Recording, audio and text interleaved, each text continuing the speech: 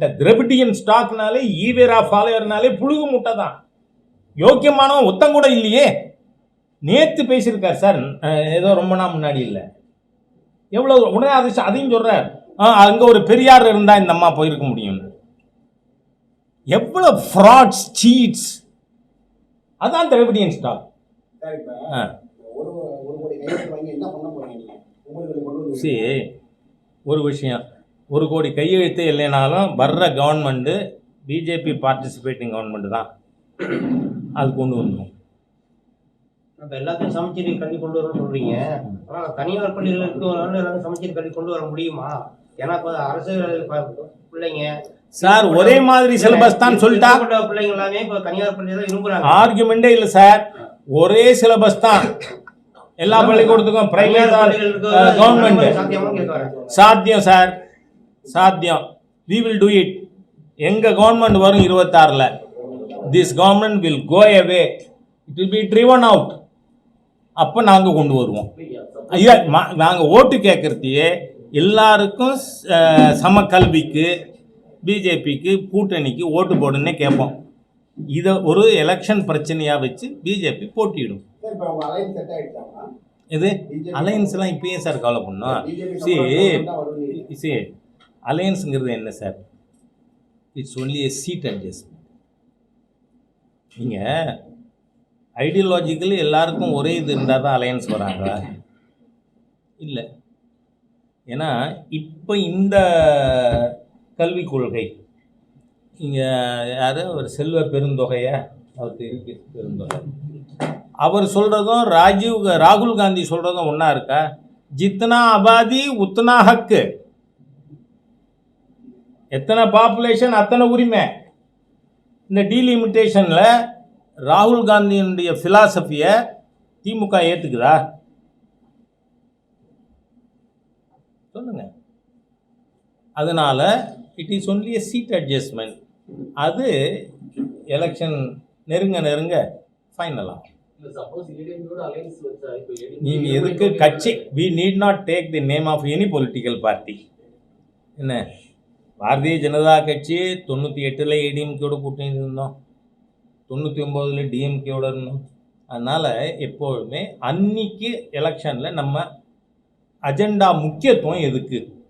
இப்போ ஒன்று வர எல்லாரும் பேச ஆரம்பிச்சிருக்காங்க. Kindly don't read between lines. என்ன, இந்த அரசாங்கம் தொடர்வது என்பது அடுத்த தலைமுறைக்கு கேடு. தமிழ்நாடு பூரா இன்னைக்கு போதை போதை போதை.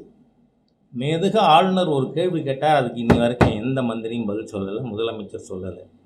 நீங்கள் கஞ்சா பிடிச்சிருக்கீங்க, 1 கிராமாவது சிந்தட்டிக் ட்ரக்கு பிடிச்சிருக்கா இந்த அரசாங்கம்? அது எல்லாமே central narcotic control bureau, state government இல்லை. அதனால் இந்த அரசாங்கம் எவ்வளவு தவறான பாதையில் போய்கொண்டு இருக்கு சார்.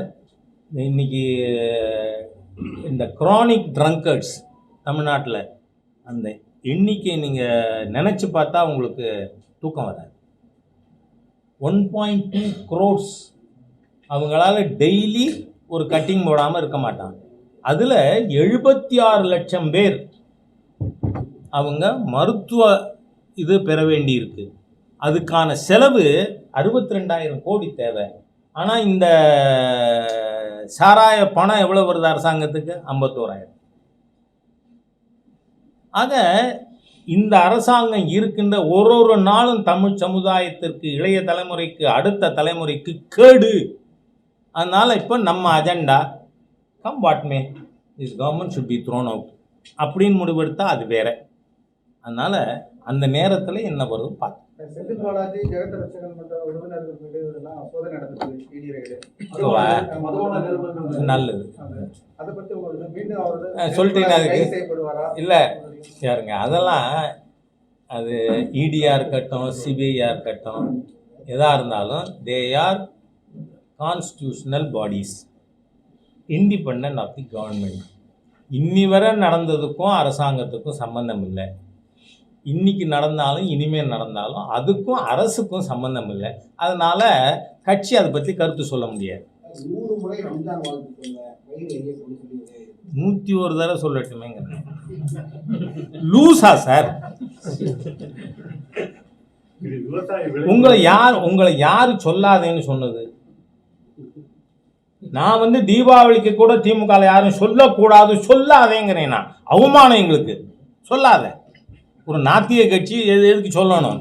அதனால ஒரு 100 தடவை சொல்லு, 101. நான் என்ன சொல்றேன், பேம்பரிங்குக்கு ஒரு லிமிட் இருக்கு. முஸ்லீம் எண்ணிக்கை இன்னும் 1 கூட போதா? நீங்க 101 தடவை சொன்னா உங்களுக்கு வர்ற ஓட்டு ஒன்றும் கூட போறது இல்லை. அப்புறம் என்னத்துக்கு? அதாவது உதயநிதி இப்போ எந்த அளவுக்கு கோர்ட்டில் போய் ஆர்டர் வாங்க வேண்டியிருக்கு.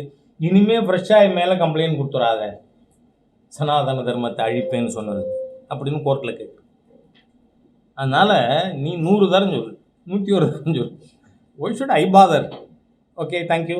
பாதகம் செய்பவரை கண்டால் நாம் பயம் கொள்ளலாகாது பாப்பா. மோதி மிதித்து விடு பாப்பா, அவர் முகத்தில் உமிழ்ந்து விடு பாப்பா. அண்மை செய்திகளை உடனுக்குடன் தெரிந்து கொள்ள இணைந்திருங்கள் எம் நாடு தொலைக்காட்சியுடன்.